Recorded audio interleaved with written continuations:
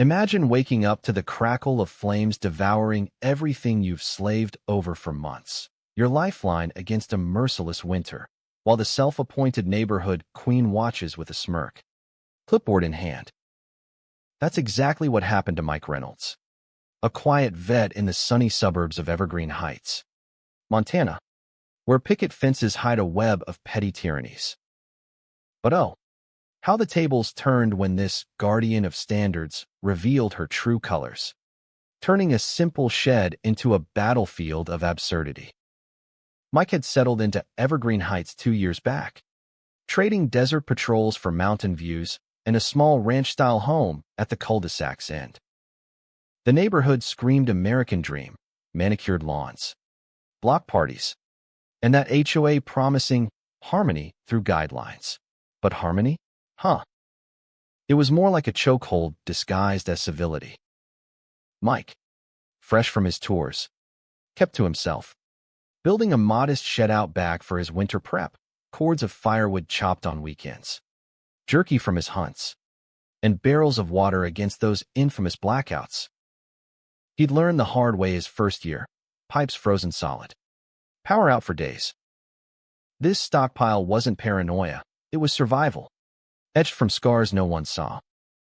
Then came the notice, slapped on his door like a scarlet letter. Violation, unauthorized storage exceeding aesthetic limits. Section 9.2 demands uniformity. Your eyesore disrupts our pristine vista. Signed, Barbara Klein, HOA President, with her looped cursive screaming superiority. Mike stared at it over coffee, chuckling bitterly. The shed had stood unchallenged for years, tucked neatly behind his fence. But suddenly, problematic. He knocked on her door that afternoon, finding her in yoga pants and a pearl necklace, peering through the screen like he was a stray dog. "Mr. Reynolds, our rules evolve to protect property values," she cooed, voice dripping fake sympathy.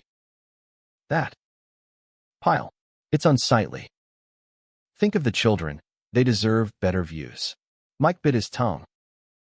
"It's firewood, Barbara. For winter." No one's complained. Her smile tightened. "Well, someone has now. And as president, I enforce order. Pay the $300 daily fine, or we'll handle it." She shut the door with a polite click, but her eyes screamed victory. Whispers started swirling faster than Montana winds. The neighborhood app lit up, that loner vet's hoarding like a doomsday prepper, probably unstable after all that war stuff. Mike saw the posts. Anonymous jabs painting him as a ticking bomb. Heard he threatened the mailman over a package, one lied. HOA should evict before he snaps. He knew Barbara's fingerprints were all over it, her concerned citizen alias popping up to fan the flames. Neighbors who'd borrowed his tools now crossed the street. Even old Mrs. Ellis, who'd shared pie last Christmas, whispered, "Be careful, Mike. Barbara's got the board wrapped around her finger. She fined me $5,000 for improper bird feeders, said they attracted vermin." Mike nodded, silent. But inside, he was cataloging. His hidden trail cam, the one he'd fibbed about being busted during last year's inspection, captured every patrol car slowing by his drive, every nosy glance from Barbara's minions.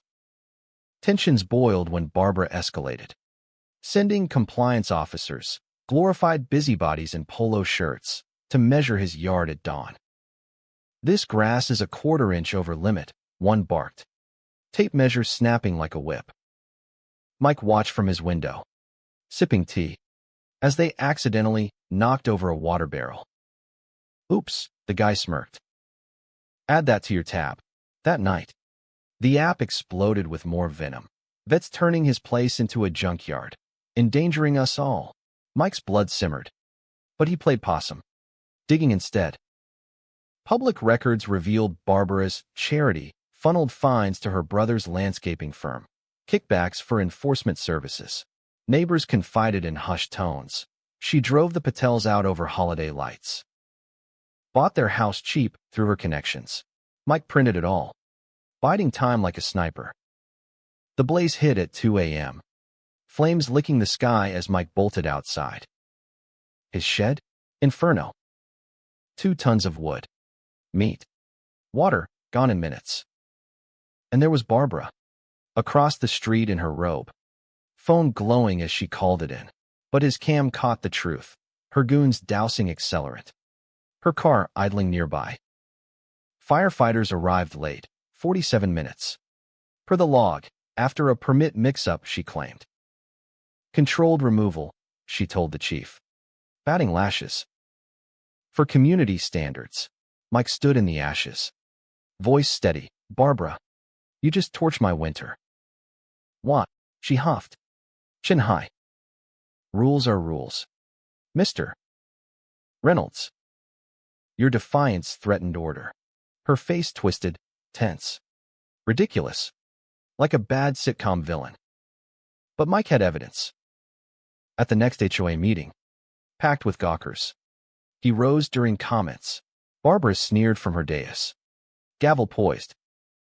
Not registered. Dear. Sit down. He projected the footage, gas cans. Her license plate. Gasps rippled. This is slander, she squawked. Face purpling. I'm preserving harmony. Mike leaned in. Harmony? Or your kickback scheme? Here's the receipts. Fines to your brother's pocket. Neighbors murmured. Then roared. One yelled. She fined me for my kid's bike. Barbara stammered. I did it for you all. Without me. Chaos. Cops. Tipped off. Cuffed her mid-rant. Arson. Fraud. Your order ends here. Months later, Barbara's empire crumbled. Prison time. Assets seized. HOA reformed. Mike rebuilt his shed. Neighbors helping. Toasting to real community. He hung a sign. Protected by common sense. But tell me, was Mike the real threat? Or was it the HOA queen hiding behind her clipboard? True or false? In suburbia, rules protect the powerful more than the people?